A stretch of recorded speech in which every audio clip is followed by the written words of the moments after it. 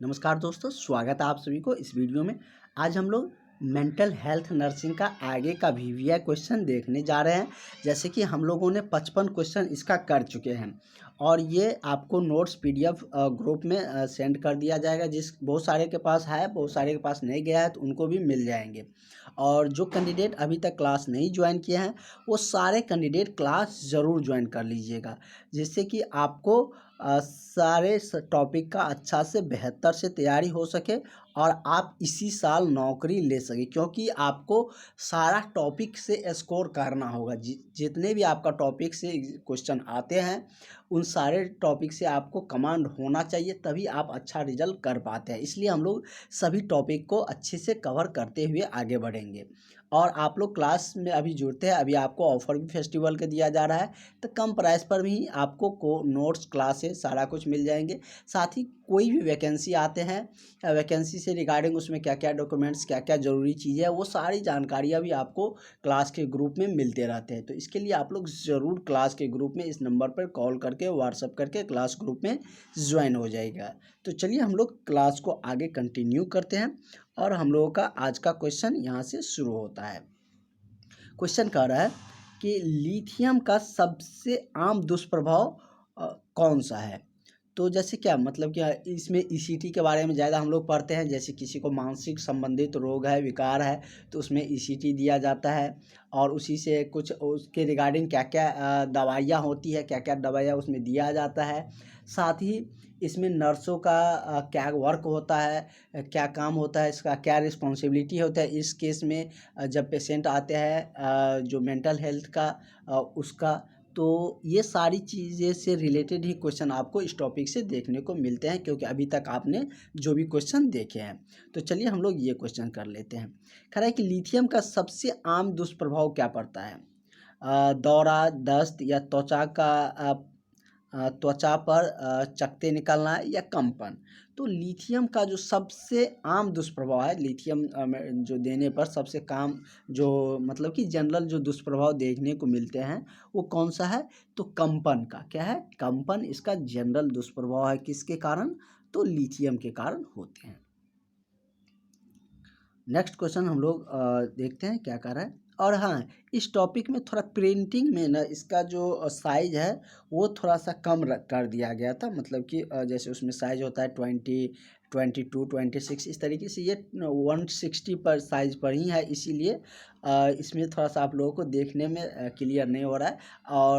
और दूसरे टॉपिक सब में ऐसा नहीं है, सब में बोल्ड किया हुआ है, क्योंकि बहुत सारे स्टूडेंट का ये क्यूरी आ रहा था। अगर दिक्कत आ रहा है तो आपको नोट्स रहेगा, नोट्स ओपन करके वहाँ से पढ़ सकते हैं। अगला कह रहा है कि अवसाद रोधी दवाइयों के दुष्प्रभाव में शामिल है, सिवाय मतलब किसको छोड़कर ये सभी अवसाद रोधी दुष्प्रभाव में शामिल है।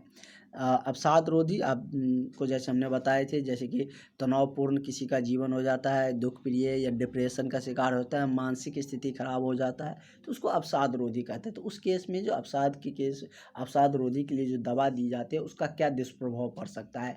दस्त होना या कंपन या वजन का बढ़ना। तो क्या होता है, तो इसमें क्या होता है, तो दस्त आता है। क्या होता है, इसका जो दवा का सॉरी मतलब कि दुष्प्रभाव में जो शामिल नहीं है वो कौन है, दस्त है। और यही आपको खोजना था। कंपन तो आता है, अभी हम लोगों ने देखे कि इसमें क्या होता है कि कंपन आते हैं।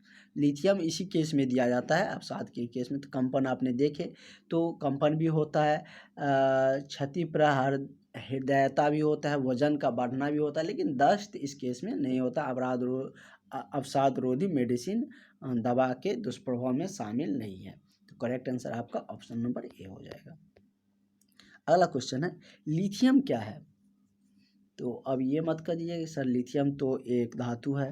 धातु तो है ही, लेकिन यहाँ पर क्या कह रहा है कि लिथियम एक है क्या, एंटी मैग्नेटिक एजेंट या एटीडी प्रिसेंट दवा या म्यूड स्थिति करने वाला एजेंट। तो ये क्या होता है, ये दोनों होता है, ए और सी। इसलिए इसका करेक्ट आंसर क्या हो जाएगा, ऑप्शन नंबर आपका डी हो जाएगा, जिसमें कि ए और सी दोनों दिया हुआ है। तो करेक्ट आंसर आपका ऑप्शन नंबर डी हो जाएगा। नेक्स्ट क्वेश्चन हम लोगों का क्या कर रहा है। नेक्स्ट क्वेश्चन है कि लिथियम के उपयोग के लिए क्या है, तो लिथियम के उपयोग के लिए संकेत शामिल है सिवाय, मतलब कि लिथियम के उपयोग के लिए इसमें से कौन सा संकेत शामिल है सिवाय, मतलब इसको छोड़ के। जैसे क्या दिया है कि मीनियो का उपचार या सीजोएफेक्टिक डिसऑर्डर का उपचार या प्रमुख अवसाद या सिक सिक्लोथैमिया का उपचार। तो क्या है, तो लिथियम के उपयोग के लिए जो संकेत शामिल है किसको छोड़ के, तो ये सब संकेत इसमें देखने को मिलते हैं, लेकिन कौन सा संकेत नहीं मिलता है, तो प्रमुख अवसाद इसका मतलब कि संकेत नहीं है किसमें, तो लिथियम के उपयोग के दौरान। लिथियम में के दौरान क्या होता है, कंपन भी होते हैं, अभी देखे थे, आप लोग यहाँ पर देखे थे ना। तो इस पहले वाला जो क्वेश्चन था लिथियम का सबसे दुष्प्रभाव में कंपन था। तो लिथियम से रिगार्डिंग हम लोगों को लगभग 4-5 क्वेश्चन यहाँ पर देखने को मिल चुका है। अगला क्वेश्चन है, कह रहा है कि सबसे छोटा क्षार आयन, अभी तो फेस्टिवल का सीजन है तो पटाखे बम तो फूटेंगे ही, आप लोग को आवाज़ आ रहा होगा। तो क्या कर रहा है कि सबसे छोटा क्षार आयन जिसका उपयोग मानसिक बीमारी के उपचार के लिए किया जाता है, इसमें से कौन सा छोटा क्षार आयन है। क्षार और जैसे क्या भस्म को ही क्षार कहते हैं, क्षार और लव क्या होता है, एक क्षार लवण और अम्ल होता है। तो अम्ल आप लोग एसिड जानते हैं, क्षार आप लोग बेस जानते हैं। तो वही कह रहे हैं सबसे छोटा क्षार आयन इसमें से कौन सा है जो मानसिक बीमारी के उपचार में काम आता है। तो अभी से हम लोग बहुत क्वेश्चन देखते आ रहे हैं लिथियम के बारे में। तो क्या होगा, लिथियम ऑब्वियसली होगा, क्योंकि आपने देखे थे कि लिथियम के दुष्प्रभाव क्या था, कंपन था। तो उसमें दिया जाता है तब ना उसका उपयोग आया, तब ना उसका मतलब कि डिमेरिट भी आया। तो यही है, मतलब कि एक क्वेश्चन से रिलेट करके भी दूसरा का आंसर आप लोग कर सकते हैं। तो मानसिक रोग में लिथियम दिया जाता है इस कारण, और इसका दुष्प्रभाव क्या था हम लोग देखे थे, कंपन था। तो सबसे छोटा क्षार, ये क्षार आयन भी है, कह रहा सबसे छोटा क्षार आयन। और जैसे जैसे नीचे चलते हैं तो मीटर, जैसे क्या लिथियम, सोडियम, पोटासियम, रुबिडियम, उसका क्षार का आयन क्या बढ़ते जाता है। तो इस तरीके से ऊपर में है तो ये सबसे छोटा भी हुआ।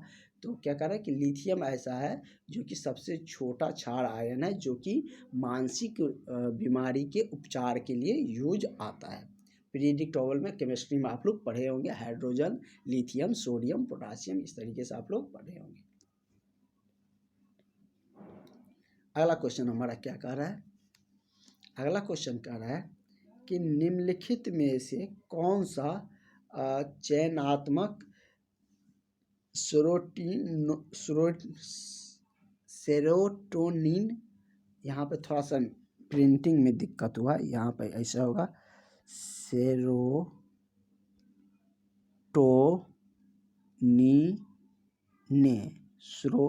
सेरोटोनिन का जो रीअपडेट अवरोध है वो अवसाद रोधी में नहीं है। कौन सा, फ्लैक्सीटिन या दूसरा ऑप्शन आपका क्या दिया है, सेर्टालाइन या पैरोक्सिन या कार्बामाइजेपाइन। तो क्या हो जाएगा, तो इसका करेक्ट आंसर आपका ऑप्शन नंबर डी हो जाएगा। क्या हो जाएगा, ऑप्शन नंबर डी आपका कार्बामाइजेपाइन। तो ये आपका करेक्ट आंसर है। नेक्स्ट क्वेश्चन है हम लोगों का, अगला क्वेश्चन कर रहा है कि निम्नलिखित में से, क्या कह रहा है कि निम्नलिखित में से कौन सा चक्रीय अवसाद रोधी नहीं है। कह रहा है कि इनमें से कौन ऐसा है जो कि चक्रीय अवसाद रोधी नहीं है। चक्रीय आप लोग जानते हैं ना, चक्कर जैसे मतलब घुमावदार सर्किल जैसे हो, तो वही कह रहा है कि चक्रीय अवसाद रोधी नहीं है। जैसे कि इमीप्राइमाइन या इमिट्रेपिलाइन या ओलाइन जैपाइन या मिसाइन सेरिन। तो क्या हो जाएगा, तो चक्रीय अवसाद में जो नहीं आता है, जो शामिल नहीं है, वो कौन सा है, तो ओलानजापाइन। क्या है, ओलानजापाइन। तो करेक्ट आंसर आपका ऑप्शन नंबर सी हो जाएगा। ठीक है, नेक्स्ट क्वेश्चन की तरफ हम लोग बढ़ते हैं। हम लोग का नेक्स्ट क्वेश्चन कह रहा है कि दवा का वह समूह, क्या कह रहा है कि दवा का वह समूह जो मस्तिष्क में कैटेकोलामाइन के स्तर को बढ़ाता है। क्या चीज़ को? तो कैटेकोलामाइन के स्तर को क्या करता है? बढ़ाता है। इसका ऑप्शन क्या दिया है कि एटीमोटिक या एंटीडिप्रेसेंट या एंटीमाइनिक या ये सभी। तो आप लोग जनरली सभी वाला जो क्वेश्चन होंगे तो उसमें ये मत कर दीजिएगा कि सभी है तो सबका आंसर सभी हो ही जाएगा, ऐसा नहीं होता है। कहीं कहीं आपको कंफ्यूज करने के लिए भी दे देता है। तो इसका करेक्ट आंसर आपका ऑप्शन नंबर बी हो जाएगा। अगला क्वेश्चन कह रहा है कि दवाओं के किस समूह को, क्या कह रहा है कि दवा के किस समूह को थाइमोलिप्ट्स के रूप में भी जाना जाता है? एंटीमाइनिक या वही सब ऑप्शन है, एनाल्जिक्स या एक ऑप्शन चेंज है। तो इसका क्या हो जाएगा? इसका करेक्ट आंसर आपका हो जाएगा एंटी डिप्रेसेंट। तो करेक्ट आंसर आपका ऑप्शन नंबर बी सही हो जाएगा। नेक्स्ट क्वेश्चन हम लोग का क्या कह रहा है? अगला क्वेश्चन कह रहा है कि एक्स्ट्रापायरामिडल लक्षण किसके साइड इफेक्ट के रूप में होता है? कह रहा है जो एक्स्ट्रा पैरामिडल का जो लक्षण है वो किसके साइड इफेक्ट के रूप में होते हैं? जैसे क्या दिया है कि एंटी डिप्रेसेंट, लिथियम या एंटीसाइकोटिक्स या स्पाइनल एनेस्थेसिया। तो क्या हो जाएगा? तो ये जो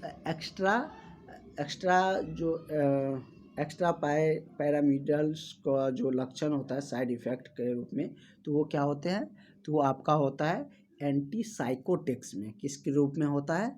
तो एंटीसाइकोटिक्स के रूप में ये जाना जाता है या होता है। करेक्ट आंसर आपका क्या हो जाएगा? ऑप्शन नंबर आपका बी सही हो जाएंगे। नेक्स्ट क्वेश्चन हम लोग चलते हैं।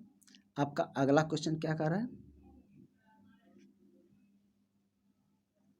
अगला क्वेश्चन है कि सिजोफ्रेनिया के इलाज के लिए सबसे ज़्यादा इस्तेमाल की जाने वाली दवा का समूह कौन से है? उस दवा का समूह का नाम दिया गया है आपको, जो कि सिजोफ्रेनिया के इलाज के लिए सबसे ज़्यादा इस्तेमाल किया जाता है। कोई कोई मेडिसिन होता है ना कि कोई चीज़ के इलाज, मेडिसिन एक बीमारी के लिए तो बहुत सारा मेडिसिन बनते हैं, लेकिन उसमें से कुछ प्रमुख होता है जो ज़्यादातर लोगों पर सूट हो जाता है, मतलब कि उसके डीएनए पे फिट हो जाती है, या उसको मतलब कि ज़्यादा इफेक्टिव होते हैं, जिस कारण से वो ज़्यादा मतलब कि इस्तेमाल की जाने वाली दवा के श्रेणी में आ जाता है। तो वही कह रहा है कि सिजोफ्रेनिया के इलाज के लिए सबसे ज़्यादा इस्तेमाल की जाने वाली दवा इनमें से कौन सा है? इसमें दिया है कि एंटीसाइकोटिक्स, एंटी डिप्रेसेंट या एंटीरिजिक या पैराकिनोनियन। तो क्या हो जाएगा?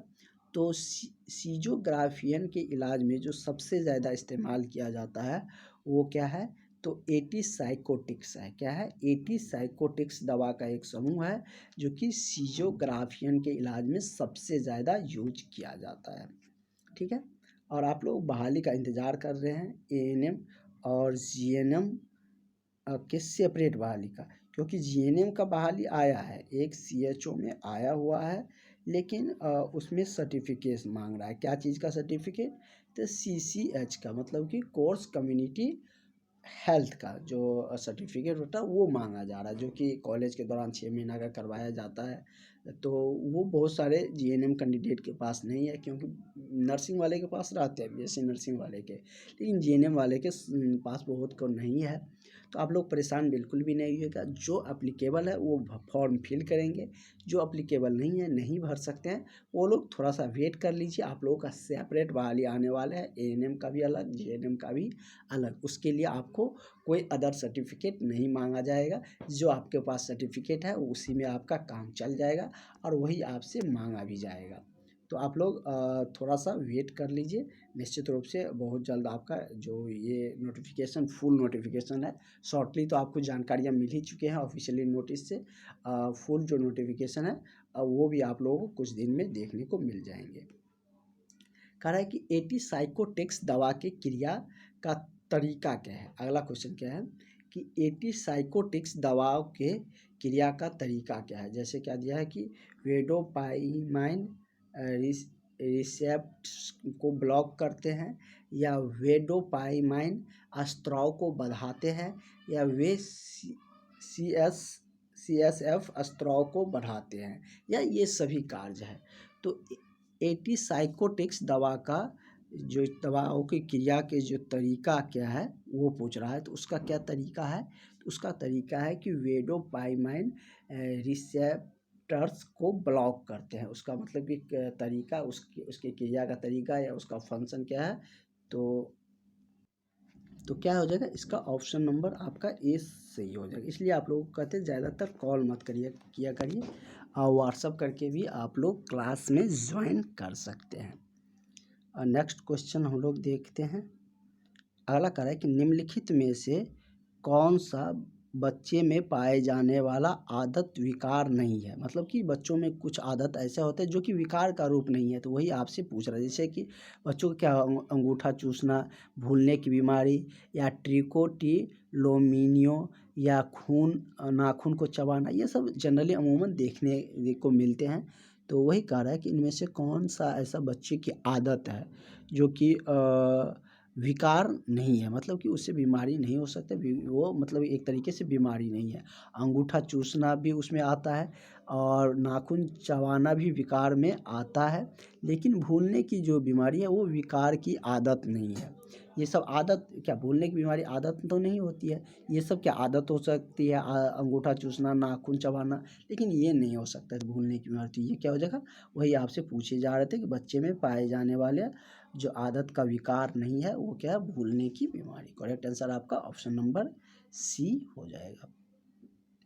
आपका अगला क्वेश्चन क्या कर रहा है, अगला क्वेश्चन कर रहा है कि गैर जैविक क्या है, गैर जैविक एन्कोपोरेसिस के उपचार में शामिल है। एन्कोपोरेसिस के उपचार में कौन सा गैर जैविक मतलब जो जीवित चीज़ों से प्राप्त होता है, और गैर लग गया तो मतलब कि जो जीवित चीज़ों से जिसमें जीवन होता है उससे नहीं मिले हैं, तो वो सब क्या है, गैर जैविक पे आते हैं। जैसे कि शौचालय का परीक्षण गैर जैविक एन्कोपेरेसिस के उपचार में नहीं शामिल है, ये आपसे पूछे जा रहा है। इसमें फर्स्ट ऑप्शन है शौचालय का परीक्षण, स्वास्थ्य पारिवारिक वातावरण का बनाए रखना, व्यवहारिक चिकित्सा, या ये सभी। तो क्या हो जाएगा, ये मतलब कि सभी इसका क्या है कि गैर जैविक एन्कोपोरेसिस का उपचार में शामिल है। तो करेक्ट आंसर आपका क्या हो जाएगा, ऑप्शन नंबर आपका डी सही हो जाएगा। ठीक है,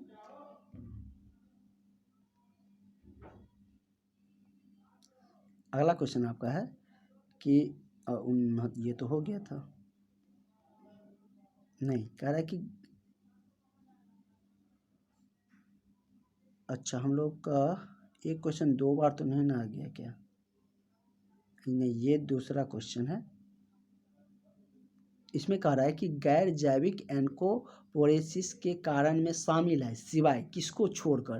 तो देखिए ये 3 ऑप्शन में से जो होगा वो तो शामिल है, जो इसमें से नहीं होगा तो वो उसमें शामिल नहीं होगा। तो ये तो ऊपर वाला तो था, शौचालय प्रशिक्षण था ना, तो ये तो नहीं होगा इसका आंसर। अधिक खाना ये नहीं था, तो यही इसका क्या हो जाएगा, मतलब कि करेक्ट आंसर। यही आपको खोजना था कि गैर जैविक एन्कोपोरेसिस में के कारण में शामिल है सिवाय किसको छोड़ के, तो ये क्या हो जाएगा, अधिक खाना। Correct answer option number B हो जाएगा। अगला है निम्नलिखित में से कौन सा उपचार पद्धति है, निम्नलिखित में से कौन सा उपचार पद्धति है, ECG, EEG, ECT, मतलब कि यहाँ पर मानसिक रोग अगर रहता तो ज़्यादा क्लियर होता कि निम्नलिखित में से कौन सा मानसिक उपचार पद्धति है। जैसे ECG आपको हृदय से लेकर हो गया, क्योंकि ये हृदय के विद्युत गति को मापता है। लेकिन ECT हम लोग अभी देखे थे, बहुत बार ECT का चर्चा हुआ है, तो ये मानसिक रोग के विकार के मापने मतलब कि चिकित्सा का एक पद्धति है। तो करेक्ट आंसर आपका ऑप्शन नंबर क्या हो जाएगा, डी हो जाएगा। ठीक है, यहाँ से हम लोग थोड़ा सा क्लास को आज ऑफ करते हैं, क्योंकि यहाँ से ना क्वेश्चन मेरा सब मिल गया है। यहाँ पर आप देख सकते हैं 71 भी इसी में है, 72 भी इसी में है, ऑप्शन भी इसी में घुसा हुआ है, 73 भी उसी में है, उसका ऑप्शन भी उसी में है। तो इसलिए ये सब हमको सही करना होगा, इसलिए यहीं से हम लोग रोकते हैं। उसके बाद हम लोग आगे की क्लासेस कल से कंटिन्यू करेंगे। Thank you.